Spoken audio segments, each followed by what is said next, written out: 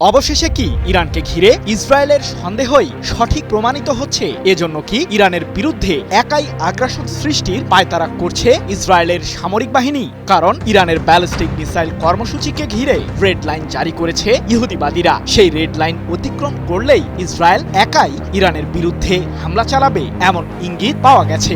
এক্ষেত্রে যুক্তরাষ্ট্রের সিদ্ধান্তকেও গ্রাহ্য করবেন না ইসরায়েলের প্রধানমন্ত্রী বেনিয়ামিন নেতানিয়াহু। কিন্তু হঠাৎ করেই কি এমন ঘটল যার কারণে ইরান সম্পর্কে তেলে বেগুনে জ্বলে উঠলেন নেতানিয়াহু? যুদ্ধ শুরু হলে ইরান কিভাবে প্রতিক্রিয়া জানাবে? যুক্তরাষ্ট্রের সাথে সামরিক উত্তেজনার মাঝেই ইরান সম্প্রতি উন্মোচন করেছে দেশটির অন্যতম শক্তিশালী ব্যালিস্টিক মিসাইল খোররাম শাহর 4, যাকে ঘিরেই মূলত চাঞ্চল্য ছড়িয়ে পড়ে নেতানিয়াহুর দরবারে। কারণ ইরানের ব্যালিস্টিক মিসাইল কর্মসূচিকে বহুদিন ধরেই নিজেদের জন্য অস্তিত্বগত হুমকি মনে করে আসছে ইসরায়েল। এবার কি তাহলে ইরানের সেই কর্মসূচিকে ধ্বংস করবে ইহুদিবাদীরা? সাম্প্রতিক সময়ে ইসরায়েলের সামরিক কর্মকর্তারা ইরানের ব্যালিস্টিক মিসাইল কার্যক্রমের বিষয়ে দফায় দফায় বৈঠক করেছেন। প্রয়োজনে একতরফাভাবেই ইরানের বিরুদ্ধে হামলার রূপরেখাও প্রস্তুত করেছে ইহুদিবাদী দেশটি, যার মূলেই রয়েছে ইরানের গুরুত্বপূর্ণ সামরিক স্থাপনাগুলো ধ্বংস করা। 8 ফেব্রুয়ারি এক প্রতিবেদনে বিষয়টি নিশ্চিত করেছে ইসরায়েলের সংবাদ মাধ্যম দ্য জেরুজালেম পোস্ট।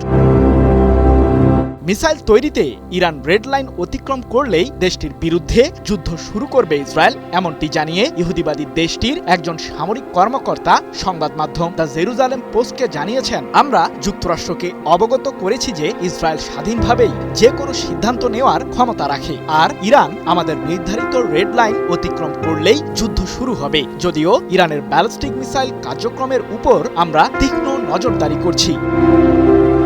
তাহলে কি ইরানের বিরুদ্ধে যুক্তরাষ্ট্র হামলা চালাবে না? আমি ভরসা রাখি হিরন স্মার্ট ওয়াটার পিউরিফায়ারে।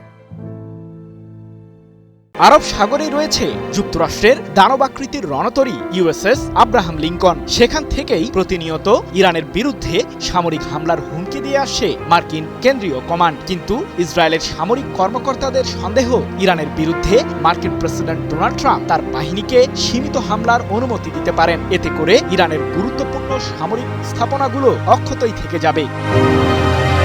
তবে ইহুদিবাদীদের আগ্রাসনকে ঘিরে সর্বদা প্রস্তুত আছে ইরানের সশস্ত্র বাহিনী। এ সম্পর্কে ইরানের সশস্ত্র বাহিনীর প্রধান মেজর জেনারেল আব্দুল রহিম মুসাভি বলেছেন, আমাদের দেশের বিরুদ্ধে যুদ্ধ চাপিয়ে দেওয়ার প্রচেষ্টা ইসরায়েলকে কেবল চূড়ান্ত এবং কৌশলগত পরাজয়ের দিকেই নিয়ে যাবে। সেই সাথে সমগ্র মধ্যপ্রাচ্যে যুদ্ধের আগুন ছড়িয়ে পড়বে।